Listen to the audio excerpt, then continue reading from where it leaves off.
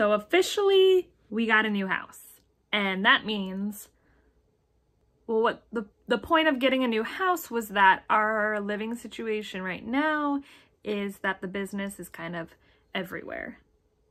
So the goals of the new house was to have a separate space for business. And this new house, the bottom level, it's not a basement, it's above ground, but it's kind of like a garage basement feel to it. That's all going to be business. And then there's a big shed or garage in the back that has a loft space too. So we're, you know, maybe 3 timesing the space we'll have for business, plus we'll have living space that's separate.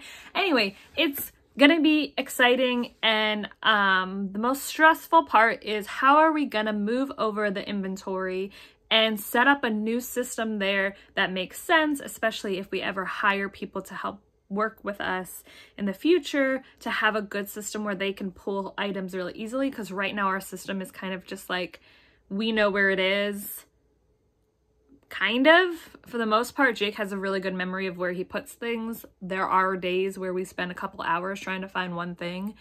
So we're trying to start the process of moving and setting up the new system before we get there, and kind of are like, what do we do? So I'm going to take you guys along with me to kind of start organizing, and I already started a little bit, but I wanted to show you what our inventory looks like right now, and then like step by step what I'm doing for the process. So right now things get listed down here, and then they kind of sometimes sit on the steps before going up.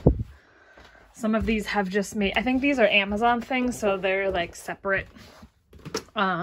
This is all unlisted. I know, we have death piles forever. So this is our system right now. Over there used to be where all the clothes were, and they were kind of by category of like women's and then jacket.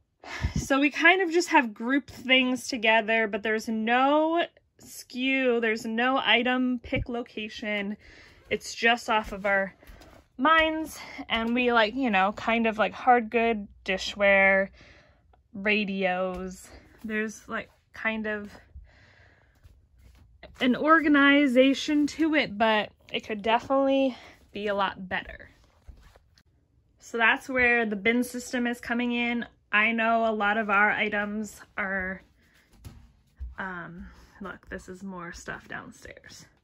A lot of our items aren't going to be able to fit in bins, or it just doesn't make sense. So we're still going to use racks, but the item should have a location of what rack it's on. So the bins so far have been very useful for clothing, and each clothing has gone through and gotten its own little bag and then put into a bin that is assigned. And then there's some categories that have, like, obviously for like this kind of stuff, it's really easy to find which item it is because they're all very unique.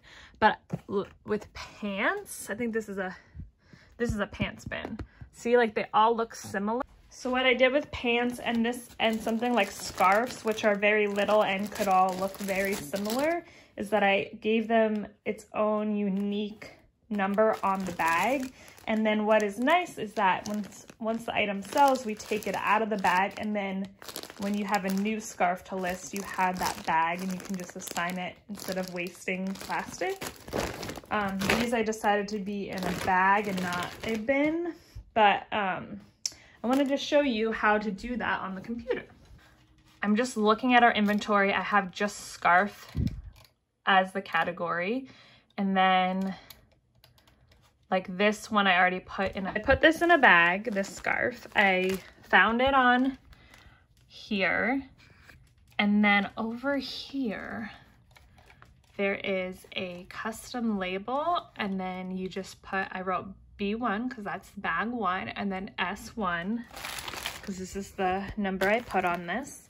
And then when that goes to sell, the custom SKU number shows up on right under your listing, so you know exactly if it has been put in a bin or not. Also, what's nice about going through this right now is that I'm pulling inventory that probably isn't worth being listed anymore. Things that are under $15 I'm kind of pulling, and either putting that on Facebook or just donating it because we've had it for years. We are definitely a long tail inventory keeper. We don't really do big inventory cuts. We just kind of let them ride the wave until it becomes not worth selling if it's under $15 because we do free shipping. But another cool thing about doing this system and checking everything is that we're making sure we have all of our stuff. Also, eBay is going to require certain categories be clicked now, so I've been doing that while I'm editing these listings. So I'm kind of like doing two things at one time, which is pretty cool. And yeah, it's gonna save us so much time in the future, and I'm so excited to have things organized. But thanks for watching this video. I am going to definitely be making more videos as we keep the moving process going. If you guys would like to see them, like this, thumbs it up, subscribe. Also, if you have any advice, because I still don't know how we're gonna do all of the hard goods, probably just per rack, assign it, because we have a lot of big bulky things, and yeah, sometimes things get lost, and I know that this is a lot of work right now, but in the future it's going to save us so much time. And I'm like kicking myself that we didn't start an inventory system before we had 3,000 items. So